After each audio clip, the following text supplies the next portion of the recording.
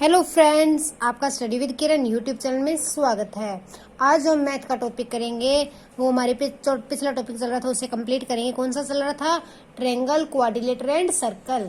पिछले वीडियो के अंदर हम ट्रायंगल के बारे में डिस्कस किया था, ट्रायंगल के पार्ट्स देखे थे, ट्रायंगल की टाइप्स देखी थी, देखा था कि जो एल्टीट्यूड क्या होता है, मीडियन क्या होती है, इन सेंटर, ऑर्थो सेंटर क्या होता है, उनसे रिलेटेड कुछ फैक्ट भी देखे थे। जब ये चैप्टर कंप्लीट हो जाएगा तो हम इससे सबसे रिलेटेड जो फैक्ट है, कॉमन फैक्ट है, वो इकट्ठे देखेंगे। उससे पहले हम इनके जो नॉर्मल बेसिक डेफिनेशन है वो करते हैं। आज जो हम क्वाड्रिलेटर और सर्कल की बेसिक डेफिनेशन करेंगे, कल जो है कल की वीडियो में इनसे रिलेटेड प्रॉब्लम्स के बारे में डिस्कस करेंगे। Let us start. देखते हैं क्वाड्रिलेटर होती क्या है। चतुर्भुज। चतुर्भुज क्या होती है? चतुर्भुज जो है कोई भी क्लोज्ड, त्रिभुज क्या थी? Close shape of three side. उसी तरह कोई भी क्लोज शेप जो चार लाइन सेगमेंट से बनी हो, चार रेखा खंडा तो बनी हुई बंद आकृति नु चतुर्भुज किया जाता है।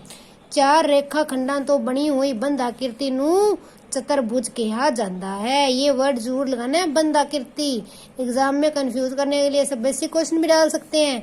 चतुर्भुज क्या होती है? जिससे चार भुजा होती है। चार भुजा तो बनी आकृति या चार भुजा तो बनी बंद आकृति, चार भुजाओं से बनी बंद आकृति को चतुर्भुज बोलते हैं। चार भुजाओं वाली खुली आकृति को चतुर्भुज नहीं कहते। इसके भी चार रेखाखंड है। रेखाखंड तो इसके भी चार है ना, तो ये एक चतुर्भुज नहीं है, क्वाड्रिलेटर नहीं है। वो शेप जो क्लोज्ड और फोर लाइन सेगमेंट से बनी उसे क्या बोलते हैं? क्वाड्रिलेटर बोलते हैं, चतुर्भुज बोलते हैं। अब हम देखते हैं इसकी टाइप्स कौन कौन सी है, चतुर्भुज की टाइप क्या क्या है। ओके, हम देखते हैं कि चतुर्भुज किस किस टाइप की होती है। फर्स्ट जो है हमारे पास वो होती है, पहले के देखते हैं पैरेललोग्राम क्या होती है। पैरेललोग्राम समांतर चतुर्भुज। समांतर चतुर्भुज, समांतर चतुर्भुज कौन सी होती है? वो चतुर्भुज जिसकी आमने सामने दिया भुजाएं आपस में समांतर हो। Opposite sides are parallel, whose opposite sides are parallel, जिसकी ऑपोजिट साइड आपस में पैरेलल होती है। देखो इसकी पैरेलल है ना, इनका डिस्टेंस कहीं चेंज नहीं होगा। और ये दोनों भी आपस में पैरेलल है, ये देखो ये दोनों भी, इनका भी डिस्टेंस कहीं चेंज नहीं होगा। तो जिसकी ऑपोजिट साइड पैरेलल होती है वो क्या होती है? समांतर चतुर्भुज। Opposite sides are parallel. इसकी प्रॉपर्टीज क्या होती हैं? और इसके अंदर इसकी एक बात और होती है, इसकी जो ऑपोजिट साइड्स है इक्वल भी होती हैं। जिसकी opposite side parallel and equal होती हैं वो क्या होती हैं? पैरेललोग्राम। क्या होती हैं? पैरेललोग्राम। इसकी प्रॉपर्टीज देखते हैं कौन कौन सी होती हैं।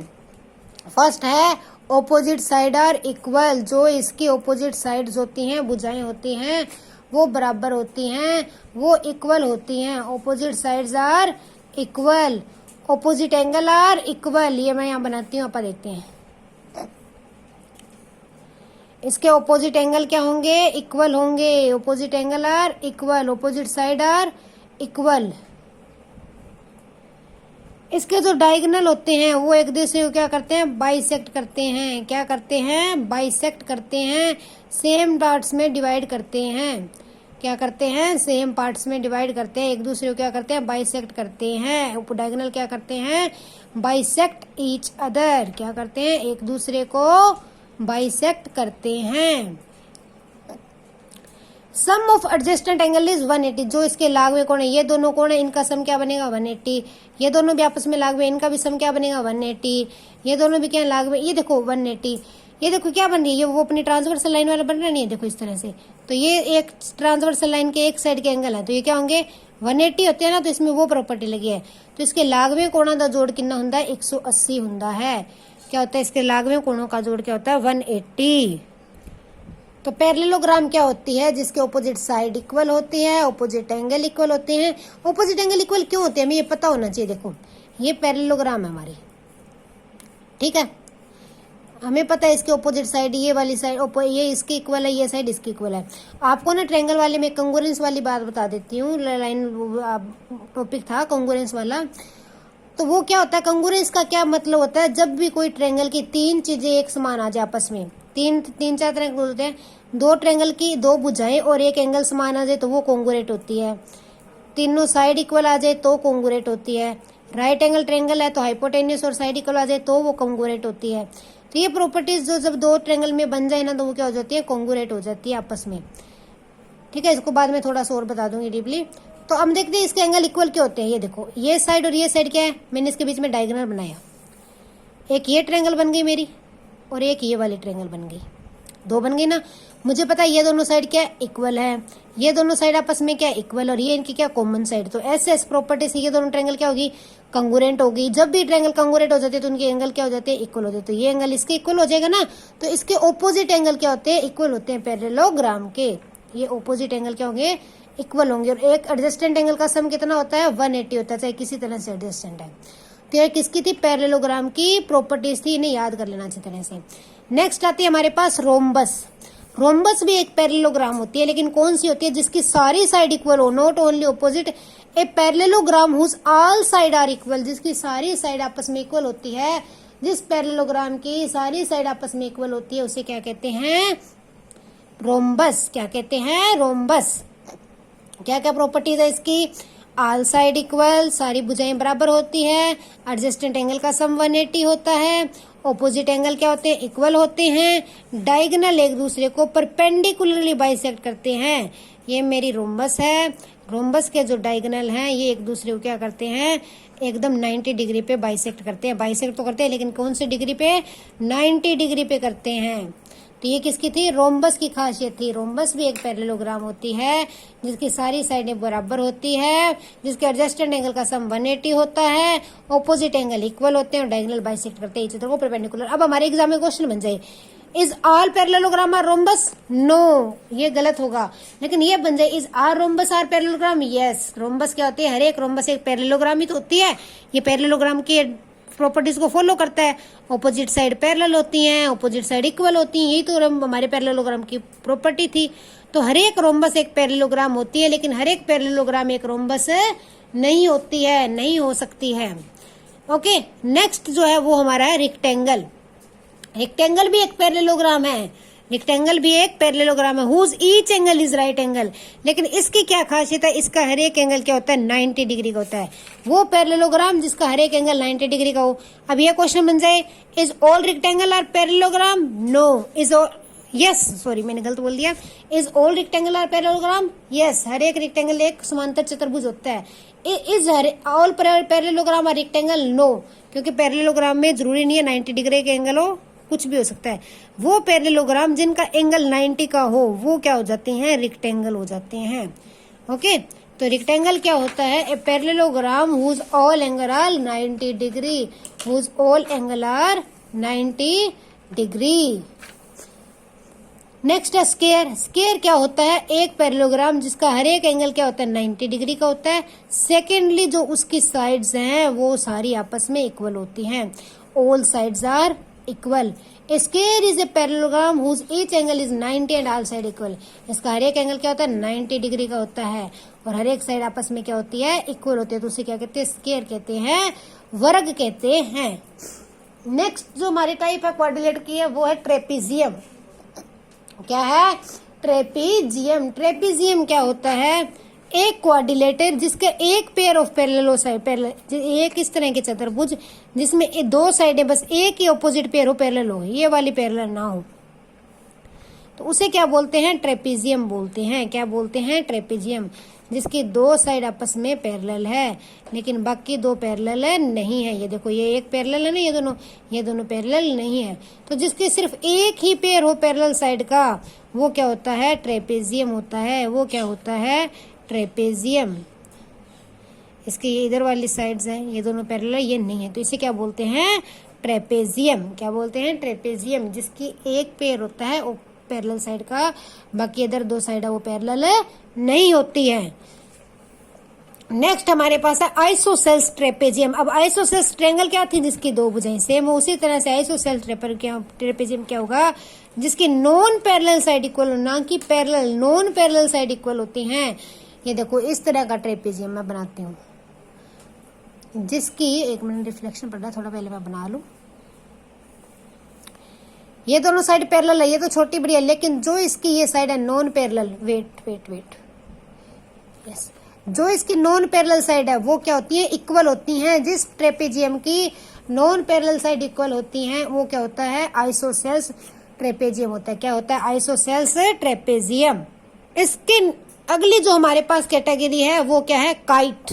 क्या होती है, काइट क्या होती है, a quadrilateral is a kite. कोई भी क्वाड्रिलेटर काइट कब होगी, if it has two pair of equal adjacent side, कि दो लागवी भुजाएं बराबर हो, ये दोनों भुजाएं बराबर हो, ये ना हो, मतलब कि जिसके पास दो पेयर हो, ये दोनों आपस में बराबर और ये दोनों आपस में बराबर हो, ये इसके बराबर ना हो।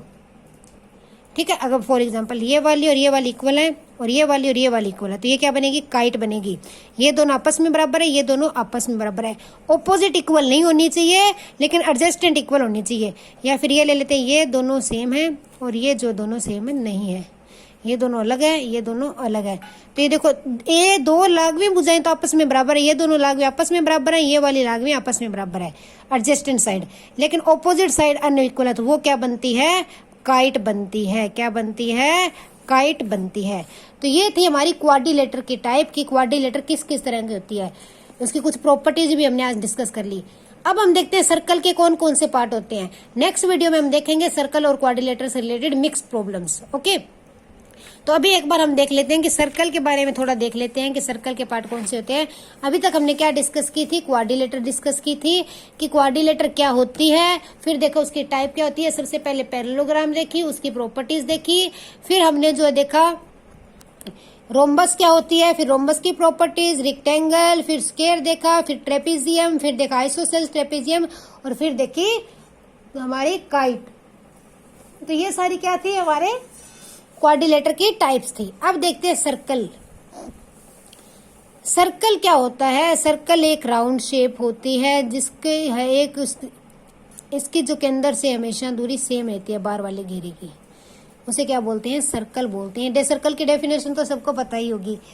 अब सर्कल के अंदर हम ये देख रहे हैं, ये मेरा क्या है, सर्कल है। जब भी एक कोई हमें पहले बुक्स के अंदर ऐसे आता होता था कि लिख के कि कोई एक कील लगा के उसके पेंसिल से थ्रेड बांध के जब बिना स्ट्रेच किए जो वो घेरा बनाएगा, जो शेप बनाएगा, वापस अंत बिंदु पे आएगा, तो उस शेप को हम क्या कहेंगे, सर्कल कहेंगे। ये इस तरह से एग्जांपल लेते थे तो उसे बोलते थे सर्कल। सॉरी, सर्कल का देखते हैं सेंटर क्या होता है। सेंटर होता है वो बिंदु जिससे सर्कल का जो ये घेरा है, बाहरली बाउंड्री है, वो बिंदु जिससे इस सारी बाउंड्री का डिस्टेंस सेम रहता है। ये डिस्टेंस सेम होता है कोई भी किसी भी पॉइंट का, जिस पॉइंट से सेम होता है उसे क्या कहते हैं, सेंटर कहते हैं, केंद्र कहते हैं। ये एक पॉइंट होता है। ओके, नेक्स्ट है डायामीटर, व्यास। पंजाबी में क्या बोलते हैं, व्यास। चक्कर में कि वो लाइन जो सेंटर से निकले, किससे पास करे, सेंटर से पास करे और सर्कल के किसी भी दो पॉइंट्स को मिले, सर्कल के दो पॉइंट्स में मिले और सेंटर से पास करे, उसे क्या कहते हैं, डायामीटर कहते हैं।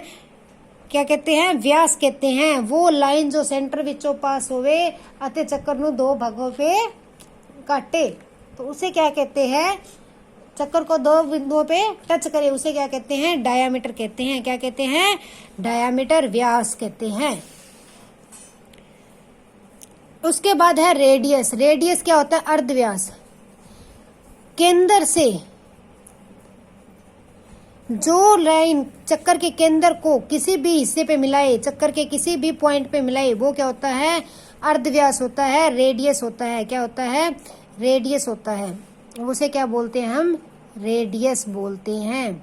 जो चक्कर दे केंद्र ते चक्कर दे घेरे दे किसी भी बिंदु ते मिले, उस नु की कहते हैं रेडियस। जो रेडियस होता है वो d/2 होता है, व्यास का हाफ होता है। ओके, नेक्स्ट है कोड। कोड, जीवा।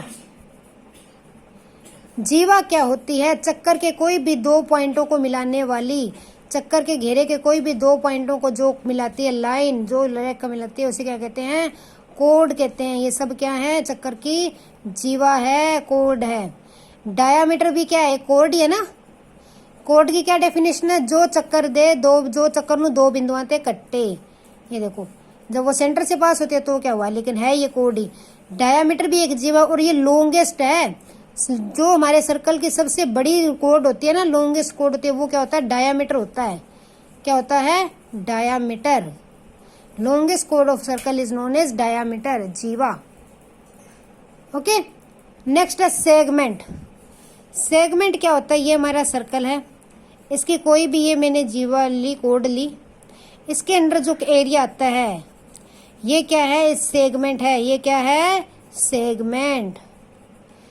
ये जो छोटा एरिया होता है उसे बोलते हैं माइनर सेगमेंट, और जो बड़ा होता है उसे क्या बोलते हैं?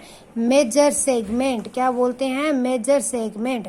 जो ये मेरा ए क्यू बी वाला एरिया है ये क्या है? माइनर सेगमेंट है, और ए पी वाला एरिया जो है वो क्या है? मेजर सेगमेंट है। ओके। सेक्टर क्या होता है? जब भी सेंटर से कोई भी आर्क, ये क्या एक तरह के आर्क है ना, इतना खंड निकल गया इतना, तो इसे क्या बोलते हैं? सेक्टर बोलते हैं। ये क्या है? सेक्टर है। इसी में भी उसी तरह से ये क्या होता है? छोटे वाला माइनर सेक्टर होता है, बड़े वाला मेजर सेक्टर होता है। ये क्या है? Major sector. और ये क्या है? Minor sector. क्या है? Minor sector. ओके, तो हमने क्या देखा? सर्कल होता क्या है, सर्कल में सेंटर क्या चीज होती है, फिर देखा डायामीटर क्या होता है, रेडियस क्या होता है, फिर देखी कोड क्या होती है, कोड जीवा होती है जो चक्कर को दो बिंदुओं पे काटती है, और जो सबसे बड़ी कोड होती है उसे क्या कहते हैं? डायामीटर कहते हैं। चक्कर की सब तो बड़ी जीवा क्या कहते हैं? डायामीटर कहते हैं, व्यास कहते हैं। फिर सेगमेंट देखा, और फिर देखा सेक्टर क्या होता है। अब देखते हैं टेंजेंट क्या होती है। स्पर्श रेखा, पंजाबी में बोलते हैं स्पर्श रेखा। जो लाइन चक्कर को बाहर से एक बिंदु पे ही स्पर्श करे, सिर्फ एक बिंदु पे ही टच करे, वो क्या होती है? टेंजेंट होती है। ये सारी क्या है?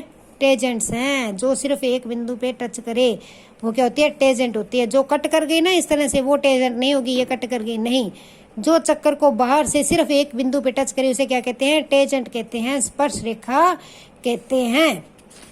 ओके, तो एक बिंदु से हम प्रॉपर्टीज हम कल करेंगे। एक सिर्फ टेंजेंट की बात बता देती हूँ आपको। एक सर्कल है, उसकी कितनी टेंजेंट रही? उसकी इनफाइनाइट मैनी टेंजेंट हो सकती है, कितनी भी, बहुत सारी टेंजेंट्स निकल सकती हैं।